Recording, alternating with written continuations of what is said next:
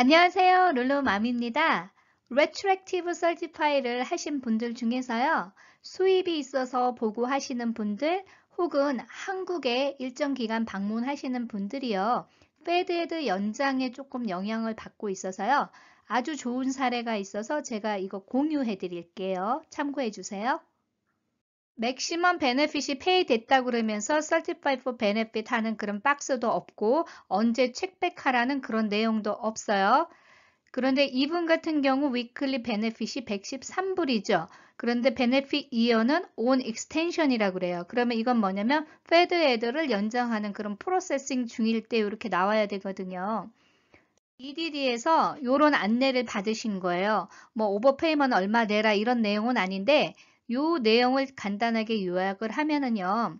클레임이 이미 소진이 됐기 때문에 더 이상 진행을 할 수가 없다는 거예요. 그래서 2021년도 3월에 이렇게 연락을 하라고 이런 안내가 있어요. 그때 가서 다시 한번 클레임이 될지 안 될지를 아마 리뷰를 하기 위해서인 것 같아요. 한국에 방문했던 기간이 있었던 것 같아요. 요 내용상으로는 4월 12일부터 5월 23일까지는 한국에 가 있는 기간 동안에 수당 자격이 없다는 거예요. 그래서 요 기간 동안 수당이 만약에 지급이 됐다면 그건 오버페이먼트가 되는 거죠. 클레임 히스토리를 한번 보면은요. 여기 컨퍼메이션 넘버에 쭉 숫자로 나올 때는 온라인으로 이렇게 설티파이를 한 경우고요. 그 번호가 없이 not applicable 그리고 method에 paper라고 나온 게 EDD에서 자동으로 수당을 지급한 그 기간이거든요. 한국에 방문했던 기간인 4월 12일부터 5월 23일까지 기간 동안은 수당을 지급해주지 않는다고 그랬어요. 그런데 자동으로 지급해준 기간 혹은 온라인으로 설티파이 한 그 기간 동안에 페이된 금액이 있죠. 한 주는 어떠한 이유인지는 모르겠지만 페이가 되지는 않았어요. 그래서 여러분들이 스테러스에 나오는 페이드라고 되어 있는 그 기준으로 했을 때 실제 돈이 얼마 됐는지를 총 계산을 해봐요. 그래서 이 케이스 같은 경우에는 총 5주예요. 그래서 702불로 지급된 5월 23일 엔딩은요. 702불이 아니에요. 이건 세금을 공제했기 때문에 세금 공제하기 전에는 713불이 되는 거예요. 그래서 713불 곱하기 총 5주. 그래서 3,565불이라는 돈이 오버페이먼이 된 걸로 나오는 거예요. 클레임 밸런스 화면으로 봤을 때 위클리 베네핏이 113불이에요. 그러면 처음에 UI를 산정 받으셨을 때 up to 26주를 받았다고 가정을 했을 때 총 클레임 밸런스가 2,938불이 나왔을 거예요. 26주가 소진이 되고 나면은 PEUC 13주를 연장을 받으셔서 1,469불이라는 수당을 받으셨을 거예요.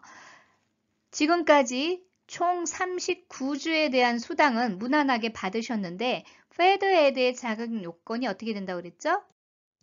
처음에 UI를 받으셨던 그 금액의 50%라고 그랬어요. 그래서 총 13주 플러스 7주, 그래서 20주죠. 페드헤드 수당 지급 기준의 계산법은 처음에 받았던 2,938불, 그거의 50%, 그래서 이 계산법을 하면 13주에 113불이 정확하게 맞아요. 이렇게 지급을 하는데 총 20주기 때문에 2,260불까지 받을 수 있는 계산이 나오는 거예요. 하지만 앞으로 받을 수 있는 2,260불이라는 페드헤드 금액이 있긴 하지만 이전에 화면에서 설명드렸듯이 오버페이먼트 금액이 3,565불이 나와요.